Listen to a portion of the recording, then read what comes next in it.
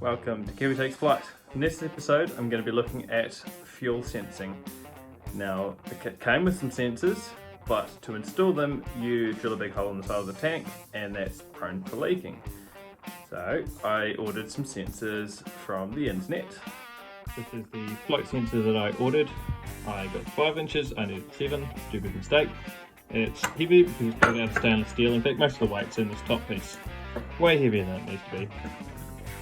Those sensors aren't ideal because they operate based on a magnetic float and a bunch of reed switches. So they have finite steps that they can sense, as well as being heavy.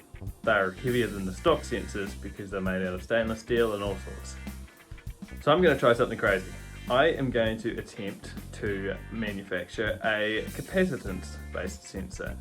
And to do this, I've bought some electronic components, some chips that can measure small capacitances, and some aluminium rods to create the capacitor. And yeah, let's give it a go. To build a prototype capacitance-based sensor, I've got 2 aluminium tubes. It's different sizes. One goes in the other, and it needs held in the centre, so there's a gap all around it. And then I bought some relatively expensive chips, about 13 bucks a pop. I've got some of them, and a little prototype breakout board so I can solder the chip onto that. And the chip senses capacitances, very small capacitances, and that should allow me to detect the changing capacitance as this tube fills up with fuel, and that fuel sits in between these two, well, in between the inner tube and the outer tube. That's the theory. Whether this works or not, whether this chip is going to do what I need it to do, remains to be seen. But the good news is, if you're seeing this footage, I've probably got something. To get started on this project, I'm at my electrical workbench. I have a soldering iron, solder, flux, great stuff, and some tweezers, and the chips and breakout board. First thing I will do is solder one of these chips onto this little breakout board, and to do that I'll be using tweezers and a magnifying glass because they are tiny.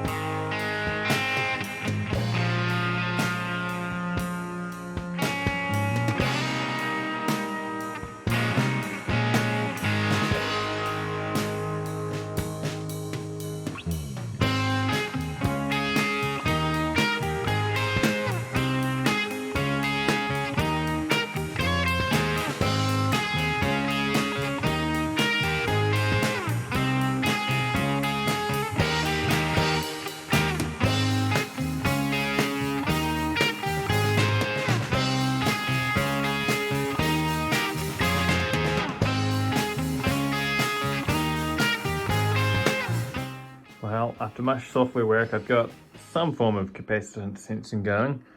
If I put my hand near the sensor, you can see the capacitance value changing in that plot. There's still some sort of noise going on. It might just be the power frequency, but plenty more to do. And I'll get this stuck into the aluminium tube so I can see if I can clean that up. If this looks like a science experiment's gone mad, that's pretty much what's happened. Got some gasoline in there and my fuel probe that I've made out of the 2 aluminium strips. and I've got the capacitance, or I've got it hooked up such that there's a signal, yellow line going into this capacitor, and the green line is what comes out of it. So as I change the fuel level, this charging rate of the capacitor changes. I don't have enough hands to show you that, but that's the science concept of how this works. Looking at this change in waveform there, now it tightens up. So I'm connecting and disconnecting the probe just by touching this resistor.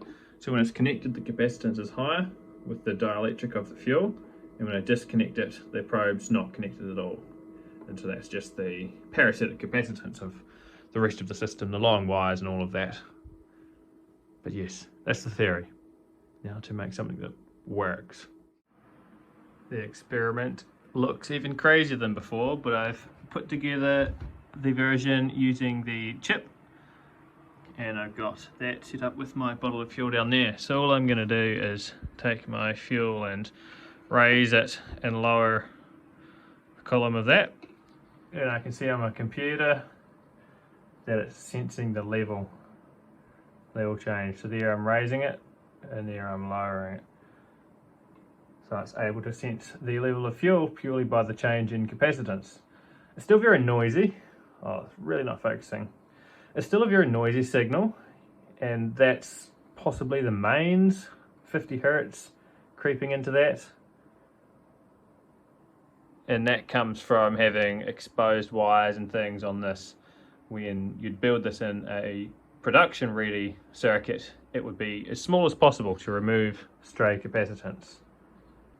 I whipped up what looks like a gauge, and same deal, increasing the fuel level by raising the fuel around the sender.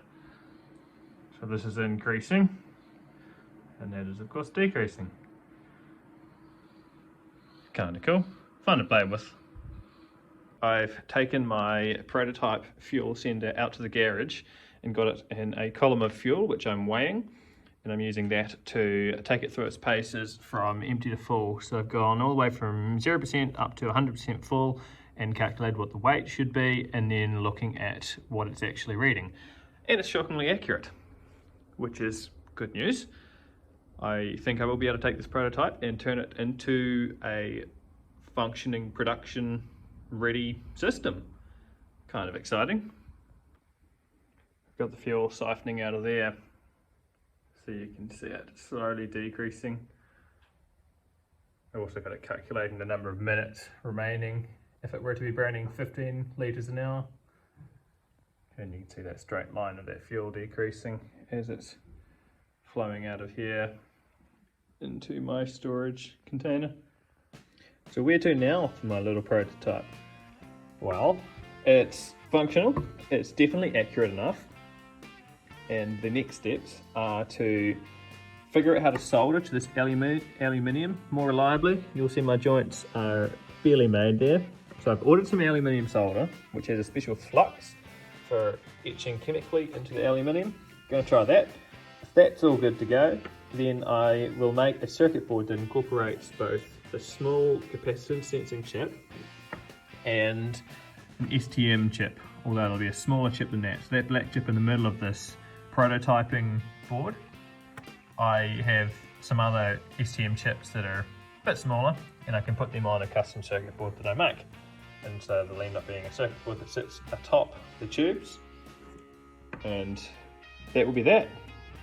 I can figure out how to mount all that, put that together and put it in a tank. Pretty cool, huh?